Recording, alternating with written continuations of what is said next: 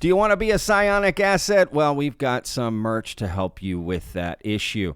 We've got a t-shirt and a mug that we're now offering. Link in the description.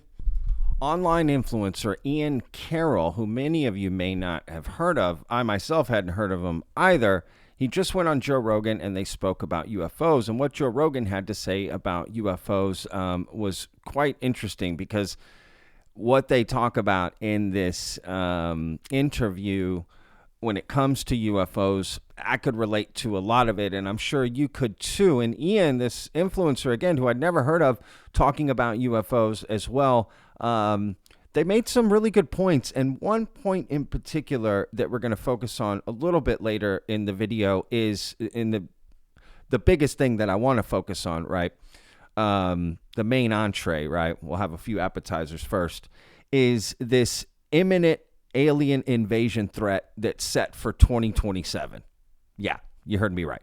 Right? That is something that is out there, and people are warning us about that. That's going to come. It's not real. It's not happening, but people are going to use that, right? And are saying that. So we'll get into that as we go. But first, let's start off with just the general idea about UAP. Again, I'll put a link in the description to the full interview on the Joe Rogan podcast, but this conversation right here was fascinating. So let's take a look. Okay, what do you think is going on with the whole UAP thing? Dude, I love this fucking conversation. I love this fucking conversation. It's the most interesting. I never get tired of it. Do you want to go the angle of like, what are the crafts, or do you want to go the bigger angle of like, what is the phenomenon? Okay, let's start with what is the phenomenon. I think that right now, science and religion and UAP exposure are all converging on similar truths. And what I mean by that is that science, so you know the science of consciousness, how we don't really know where the fuck consciousness comes from? Right. But there's a lot of people that start to suggest that it sounds like we're antenna that are receiving consciousness from some sort of consciousness field or some sort of other, like... Have you read any Thomas Campbell? No, I don't think so. You should read the Big Toe, Theory of Everything. It's very bizarre stuff. Very hard to swallow. You got to go back and listen to it multiple times. I like that kind of shit. Times. I had him on the podcast, and at the end of it, I was like, we got to stop here. And I have to think about everything you said, and then we'll bring you back, and we'll go deeper, because he wanted to keep going and go deeper and deeper. Like, he's been living in these realms. It goes and goes, dude. Because you're talking metaphysics, you're talking physics, you're talking multiverse, like, history and like disclosure about history and dimension. And like, I suspect that whatever consciousness is coming from is this multiverse, this consciousness field, this ether, this multidimensional thing, whatever. I suspect that's very similar to what UAPs are traversing in and out of and through. And I suspect that's very similar to what we identify as either the gods plural, the aliens plural that have these abilities we don't have, angels, and as demons. well as God singular, which is probably the highest up above all of those things. I suspect there's a version of all these things that are starting to converge on one truth.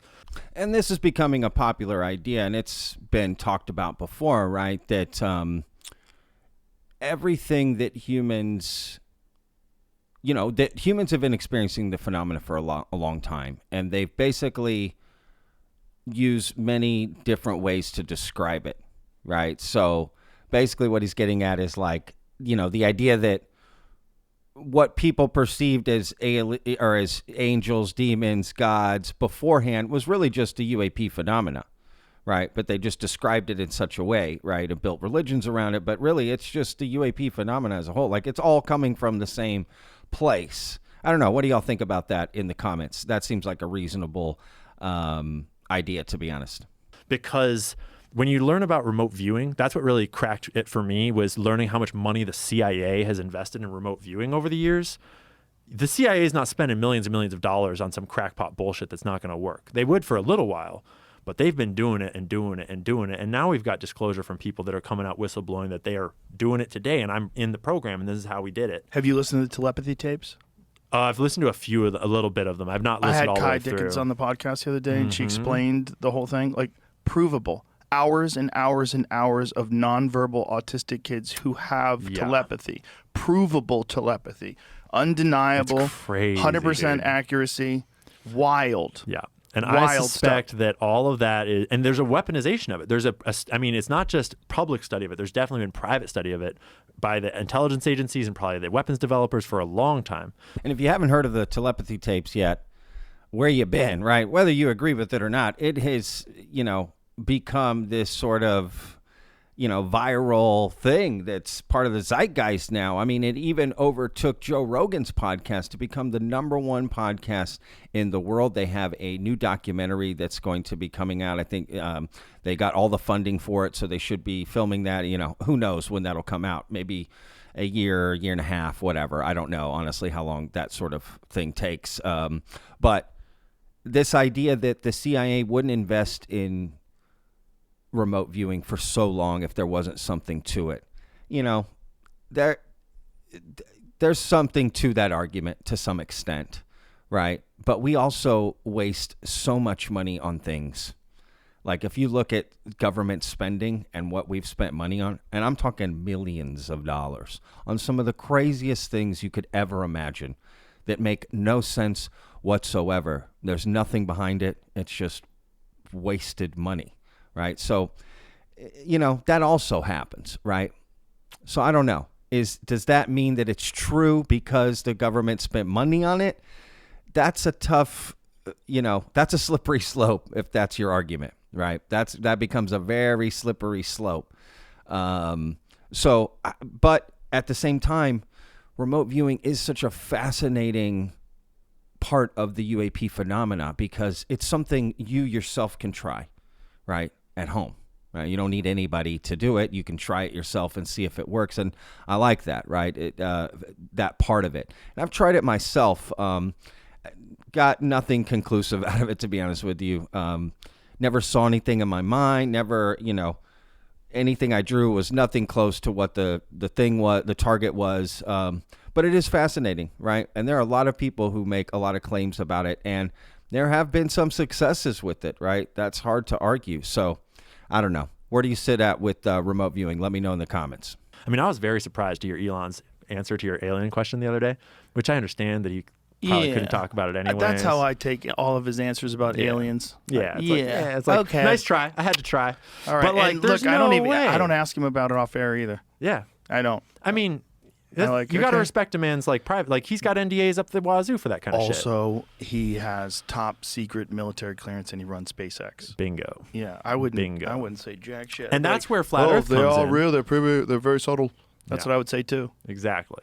And I think that flat Earth, a lot of the evidence that gets cited as flat Earth, like for example, NASA fakes footage.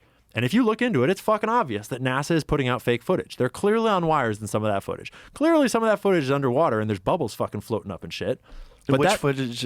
Just like bubbles? NASA publishes all kinds of footage, from the ISS to they have live streams to they do videos, and no one ever watches it because whoever watches random. So you NASA think some footage, of the ISS footage is fake? There's a lot of footage you can find online that is coming from NASA where there's little slips or a guy is they're doing their floating shit and then the buddy reaches out and grabs where a wire is to help his buddy get back into frame, little slips of the mind where they're just trying to orchestrate. Yeah, I've never seen any of that. And who knows if it's real or looks not. hokey. Yeah, so all I'm saying is that gets cited by flat earthers as NASA's covering up flat Earth. Okay. And what I'm saying is that there's a lot of reasons why NASA would cover up and produce fake footage from something like the ISS, and every single one of them rhymes with aliens. So look, there's a couple things there. One is the beginning there about Elon and what he would say, because Elon went on Joe Rogan just recently and I covered it. And Elon, denies the whole thing. He's like, I would know if there was something there. There's nothing there. I have a all access pass to security, all access security clearance pass. And I haven't seen anything. Right. And I know all these advanced aerospace companies, they don't have this stuff. I would be using it if I did, whatever. I made a video about it. I'll put a link in the description. Go check it out. Now, this other part about NASA, faking some images and that sort of thing. They have been caught doing that using green screens, wires, some of the stuff that Ian is saying is true. What's unusual about this clip is not that. It's that Joe Rogan's like, I never heard of any of this. You know where I learned about all of that stuff was on Joe Rogan. Joe Rogan used to talk about that incessantly, how NASA fakes photos and, some footage and stuff that had nothing to do with the moon landing. So for him to be like, I've heard of stuff for the moon landing, but nothing else. What are you talking about? I literally learned it from him. He used to bring up the pictures. Jamie, pull it up. They'd bring it up and show the guy being green screened in and all this stuff for photo ops, right? I literally heard it from Joe Rogan. So maybe he just forgot. I don't know. That was kind of an interesting slip there. because if there's any type of aliens going on up here, it's very possible that they are up there in that fucking space station, or they're or like they could be, like, I don't know. And I'm not saying I think they are for sure. I'm just saying that people tend to look at a piece of evidence and jump too quickly on the one explanation that they're sure is right. And sometimes there's other explanations, and aliens apply to so many parts of our world, like demons. Sound very much like the UAP phenomenon to me, right? A lot of these religious beliefs sound very much like explainable just with different wording by UAP phenomenon. As in, some of these aliens, we seem to be being told that they communicate telepathically. They have energetic ability, right? Yeah. I'm getting to the point where I'm suspecting that we're gonna be finding out that religion is like humans trying to interpret these phenomenon over millennia in all the human ways we would, and telling stories about them. And I'm not saying that God's not real. I'm saying God is real.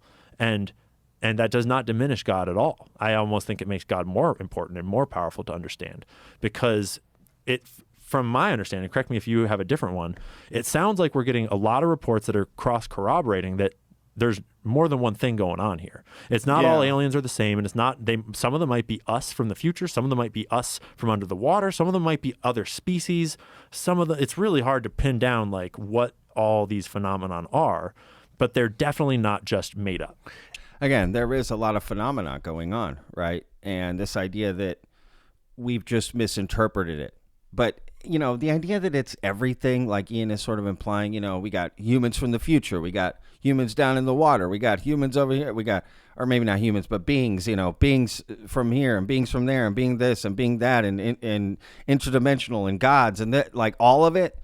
Come on, that seems too much to me. Like, you know what I mean? It's just like every science fiction trope is true. I definitely think something is going on, but I'm not sure if I entirely believe all of it is true, right? Maybe some of it. I mean, at the end of the day, I don't know anything, but what do y'all think about that? Let me know in the comments. Now, let's get to the main course here, okay? This 2027 alien threat that is coming, because this is the part I really wanted to talk about. Now, again, I covered this in a video that Jeremy Corbell actually put out, okay, in his series on TMZ, UFO Revolutions, and he talked about this. And in fact, at the beginning of that video, I said, we need to share that. Share this video that I'm making. Spread this message. That is not happening. We are being told right now that will be a lie. So I'm going to put a link in the description. Go check out that video that I made about Jeremy Corbell warning us of this 2027 alien threat. Not that it was real, but that they would use that lie to sort of sell you on something else, right? So here's what Joe and Ian had to say about that. And I think some of them are ours. I agree. I think, I think the cover up is the weird part, though. It's like, if you go back to Operation Blue Book, when they started doing that, the sole purpose of Operation Blue Book is to take any credible story and make it look ridiculous. Yeah. And they talked about that openly. And then Hynek, when he left Operation Blue Book, became a believer. Yeah. And started talking about UFOs being real. That's a fucking that's a big old red flag right there. Mm-hmm. I mean, the UFO community is filled with people like that and it's really hard to know who's who. It's super hard to know who's who. And did you notice how recently, like a month ago sort of, there was this breaking story that set the whole UAP community on fire about this disclosure that I think Jeremy Corbell was coming out and whistleblowing on, if I remember correctly, that they were saying that they're gonna they're gonna trick us by saying that there's a mothership arriving in 3 years. Right? Yeah, I did hear that. And it becomes this thing where it's like, how do you know he's saying that he's exposing it, but how do you know if he's exposed? It's just like, it's the ultimate test of, are you skeptical enough and also open-minded enough and thoughtful enough? Also, if there's a believer, get them some bullshit. Feed the believer some bullshit. Exactly. And they don't even have to know that they're in on it, right? They don't have to know. And it could be like kind of plausible bullshit, and then it could be corroborated with some other bullshit that you have. I think that's what most bullshit artists are in most fields. I think it's usually useful idiots, like people like myself, genuinely. Like I am in some ways one of those people, in the sense that if I get fooled by something, I become that.